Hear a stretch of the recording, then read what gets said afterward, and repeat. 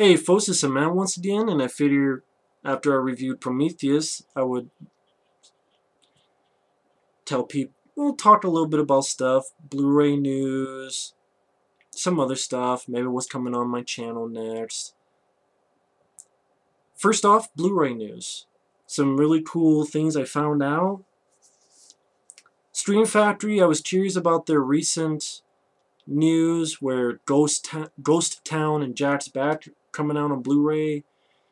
I know this is supposed to be the film Destroyer. I don't know what happened with that one. Haven't heard anything about it since. But Ghost Town, I think, is coming in June or July. And I believe Jack's Back could be in September. Don't know if there's any features. But hey, it's nice to see them actually be released on something other than VHS here in the US.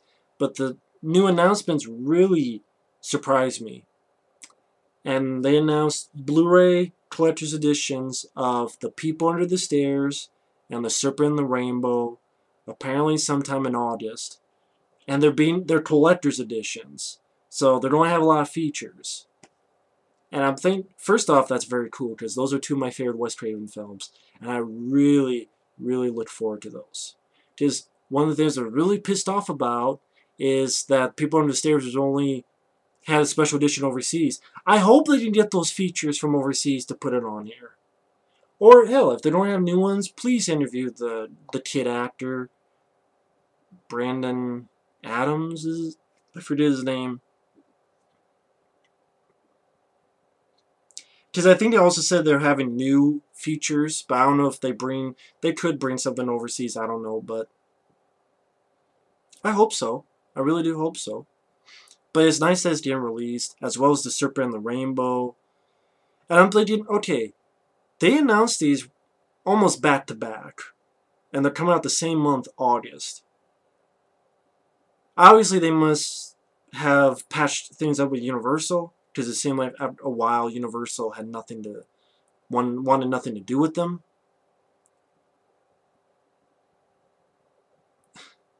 Shocker has to be coming. It has to.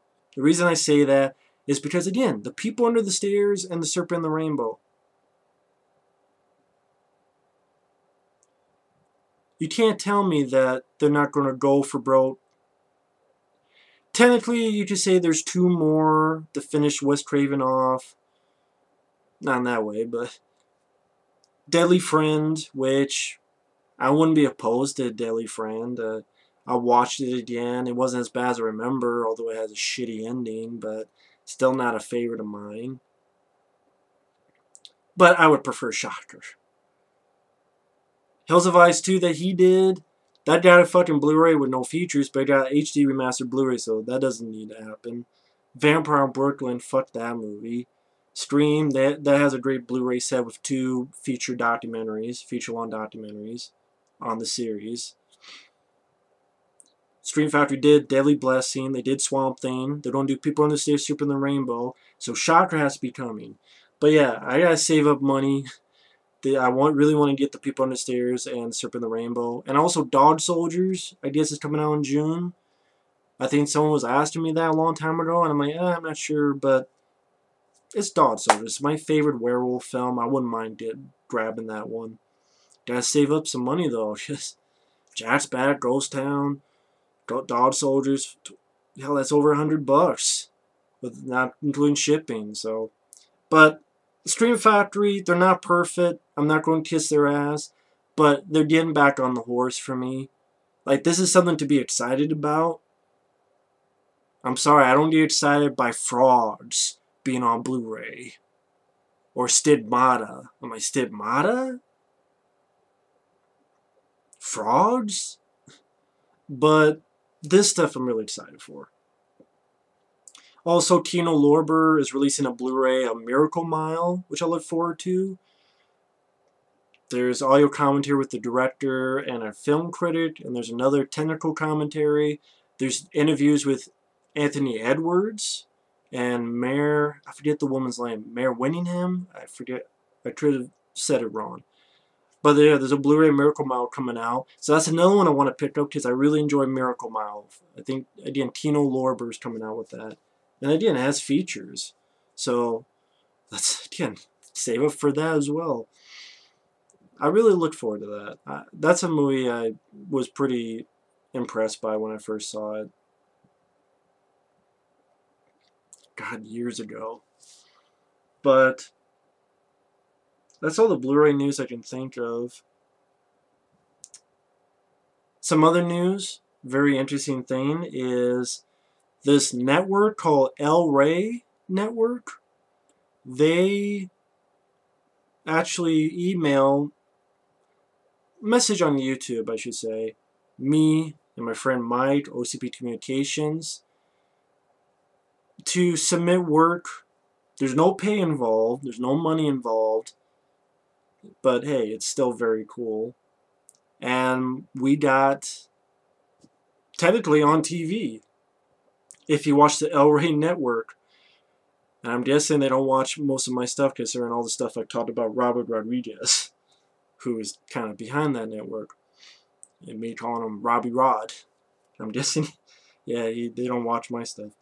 But you submit it, and they do promos of a film, and for example, Robocop. And someone told me I submitted one for Chud, and apparently it got used for that too, but God, my nose is itching. That's not uploaded yet, but the one for Robocop is uploaded. And I'm on it, and Mike's on it at the end, and I thought that was supremely cool. So, made it. I'm on TV. And at least these guys asked my permission, unlike Will Wheaton and his project on Sci-Fi, which is canceled, who just used bits of my Godzilla rant. And you couldn't even tell, well, I guess you could, I think they did mention that. They didn't mention me, but they mentioned it was a few people's thoughts on Godzilla. But they never asked my permission. At least these guys asked my permission. Say, hey, would you like to submit something? And I'm like, okay, you're cool with me. You were straight up. And they did a really wonderful job. So I thought that was supremely cool.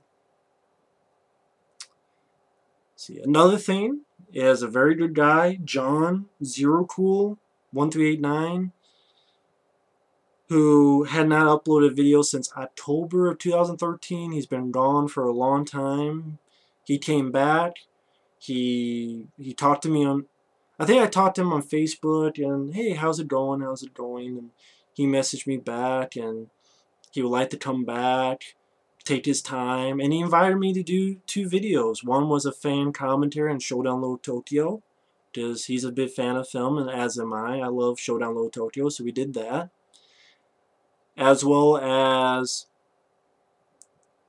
it was a video sort of me shooting the shit with him, asking, hey, how's it going? Haven't heard from you since 2013. Asked him about films of 2014, and then the topic he wanted to talk about when people pull the nostalgia card and that nature.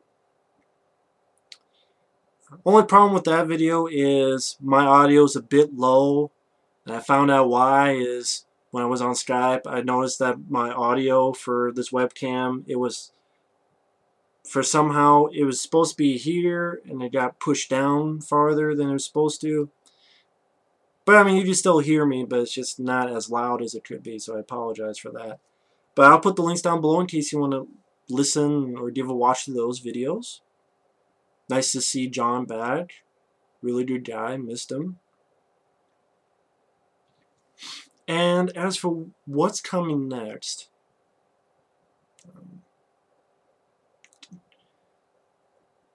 it's the month of my birthday coming up, May. Be May 25th.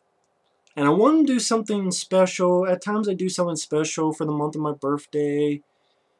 From 1 month I talked about anything, everything Ninja Turtles related. And I think last year I reviewed the Rambo films and maybe the Ninja Turtle films. I think I did. Well, this month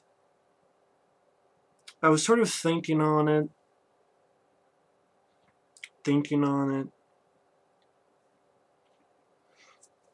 And what I'm going to do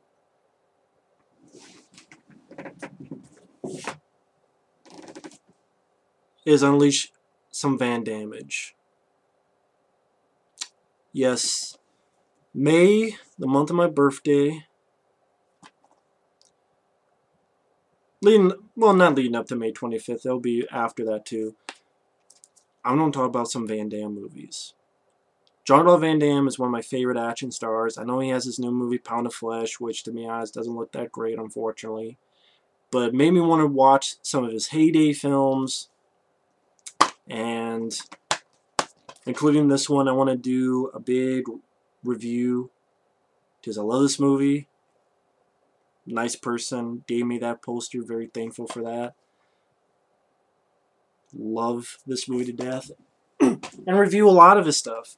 I know a few of them I reviewed in the past, like Time Cop, but just do... And go random. I don't want to go in order. I just want to go at my own pace and see how far I get. And who knows, maybe after it, I'll go back and do the stuff I didn't cover during the month. For example, I'm not going to talk about Black Eagle, because I don't want to. Enough people really want me to rant on Black Eagle, because it's a piece of shit. Who knows, maybe I will get some rants in there. But there's a lot of Van Dammes. I do want to do a big review of Bloodsport and Kickboxer. I do want to do a big review on Cyborg. I want to review Hard Target. I want to do another review of Time Cop. Sudden Death I want to do a review for. So, for example, Bloodsport and Kickboxer. Back to back. And then one time, Time Cop and Sudden Death, since those are two Peter Hyams films. And probably my birthday, I'm going to review Hard Target for my birthday, because that's my favorite Van Damme film, especially the NC-17 work print version. So I'm going to do a big review of Hard Target on my birthday, May 25th. So expect that. And after the month, I know there's a guy who wants me to review the Howling films, but man, I don't want to sit through, especially after watching Howling 7, reviewing that. And there's 8 Howling films. I don't want to sit through 7 of them. I'm not even a big fan of the first Howling. I like the effects. That's it, really. But I don't really want to sit through them. I really don't. I would rather want to watch stuff like Van Damme movies. And that's what I'm going to do. So expect some Van Dammage coming this May. Probably starting in a couple days, since by the time you see this, it pretty much is May. And in case people ask, I did see a movie called Skin Trade. Probably won't fit that in because it's not a Van Damme movie, but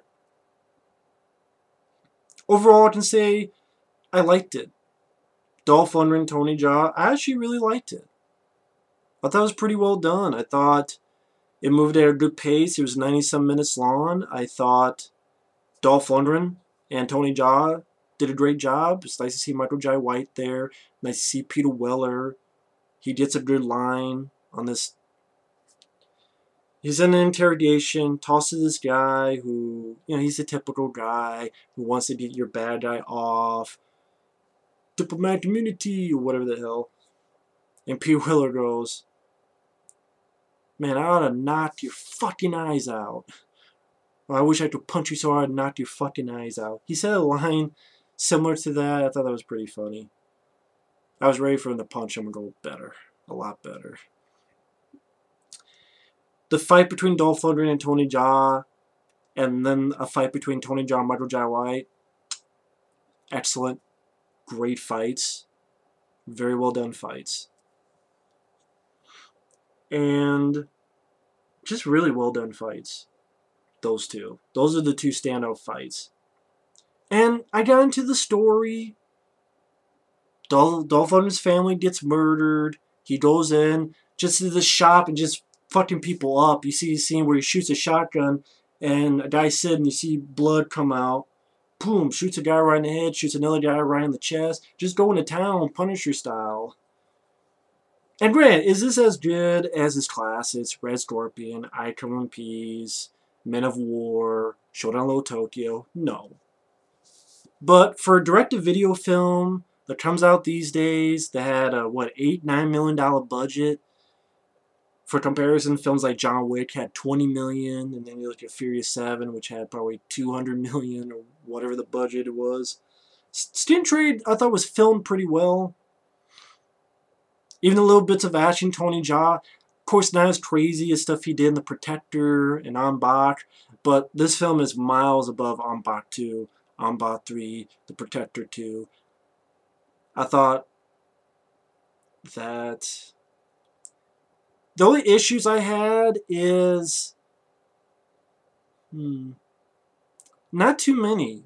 The last action scene is not as good as previous scenes. I mean, after the two great fights that I mentioned, the last action scene is kind of a little bit too shaky and a little bit too mundane, if I could say the word right. Pretty much Dolph Lundgren shooting some people. He shoots a helicopter, which lands differently. It's a little funky looking, not because I don't think the helicopter is CGI. I think the dust that blows up is CGI.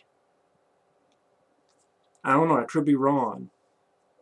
It's kind of interesting, but it was done better in Red Scorpion. I am Spetsnaz. I love Red Scorpion. I want to redo those Dolph Lundgren reviews one day too.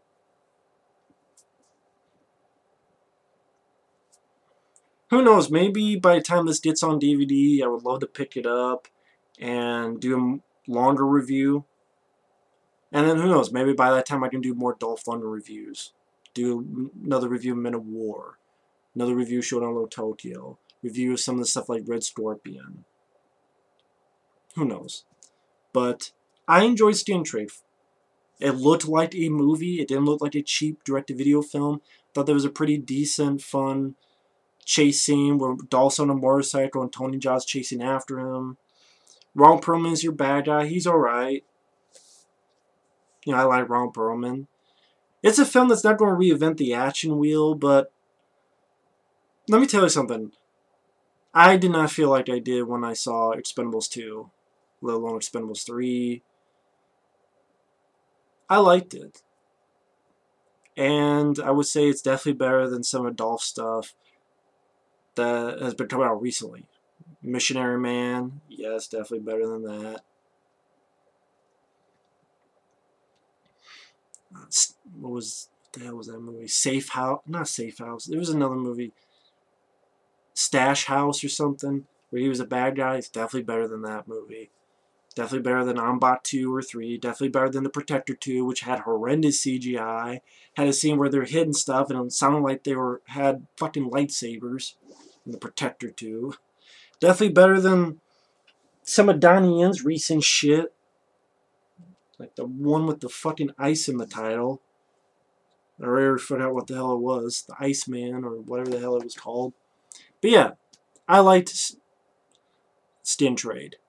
I liked it for what it was. I was entertained by it. Didn't get too bored with it. That was pretty good. Dolph definitely gets a good body count in the film. Tony Jaa definitely gets to kick a bit of ass in the film, as does Dolph. And again, those two fights were really good fights. Well shot, handled well, not disappointing. So yeah, Stint Trade I give props to. I know a good friend of mine was pretty disappointed in it, but do have to disagree. I did really like it. But nothing wrong with that. I'm just trying to think if there's something else I'm missing that I wanted to talk about.